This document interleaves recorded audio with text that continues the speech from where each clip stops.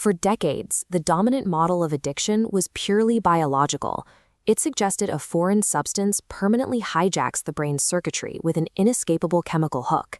But checking the origin of that theory suggests we're looking at a symptom rather than a cause. We have to ask if chemical dependence can only take root within a pre-existing environmental vacuum. The foundational evidence for the chemical hook came from 20th century Skinner box experiments. Scientists placed rats into solitary, barren metal cages with 2 water bottles, one plain and one laced with morphine.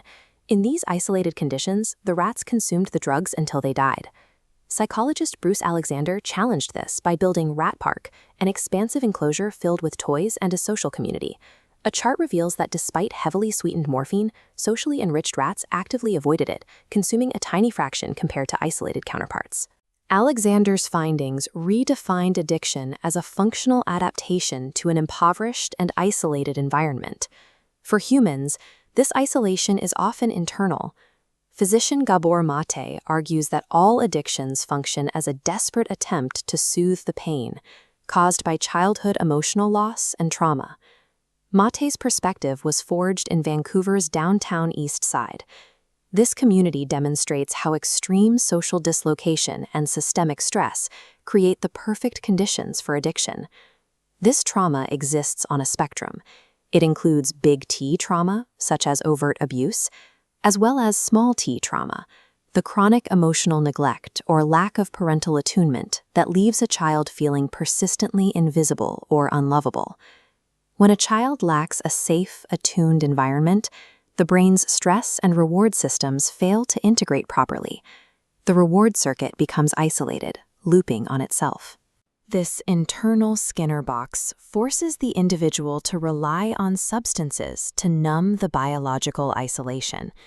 Because this reward loop operates as a closed mechanical circuit, it remains beyond the reach of conscious willpower.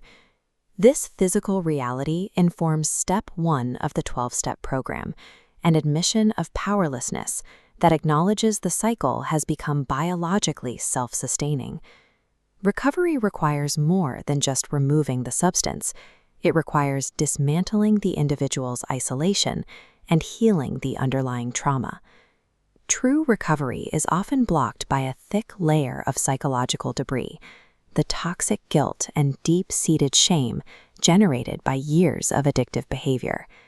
Steps 4 through 9 serve as clinical tools to map and clear these blocks.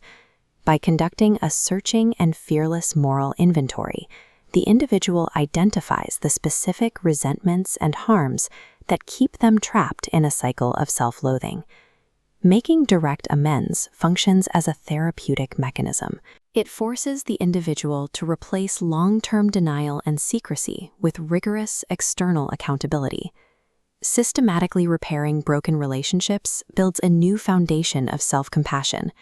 It allows the individual to stop hiding and begin the process of genuine reconnection. Clearing this debris is a prerequisite for neuroplastic change. The brain cannot rewire itself while it is under constant attack from its own sense of shame. With the debris cleared, Step 11 utilizes mindfulness practices to physically rewire the brain's hardware. Addiction is characterized by an autopilot response. When a trigger appears, the hijacked reward center forces the individual to seek the drug before the rational brain can intervene. This 30-minute timeline tracks the urge surfing technique. It teaches the individual to visualize a craving as an ocean wave. If it is not fed by ruminating or planning, the intensity will reach a peak and naturally subside within half an hour. Using the sober breathing space, the individual learns to sit at the peak of this wave. By observing the urge as a passing physical sensation rather than a command, they break the automatic connection between the impulse and the act of using. Repeatedly starving these urges facilitates neuroplasticity. The overactive pathways to the reward system weaken, while new, robust neural pathways to the prefrontal cortex strengthen the brain's capacity for rational decision-making.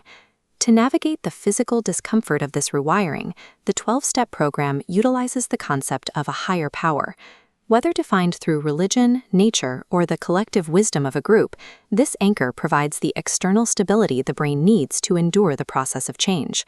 Shifting reliance from the isolated ego to a broader framework provides the vital security required for the brain to successfully remodel itself. The culmination of this process is step 12, which moves recovery from an internal project to the total reconstruction of an individual's social environment. By carrying the message to others and performing acts of service, the individual shatters the isolation that was once the primary driver of their addiction. This ongoing network of shared vulnerability and mutual support functions as a permanent human version of Rat Park. Decades of neurobiology and the history of recovery confirm a single vital truth.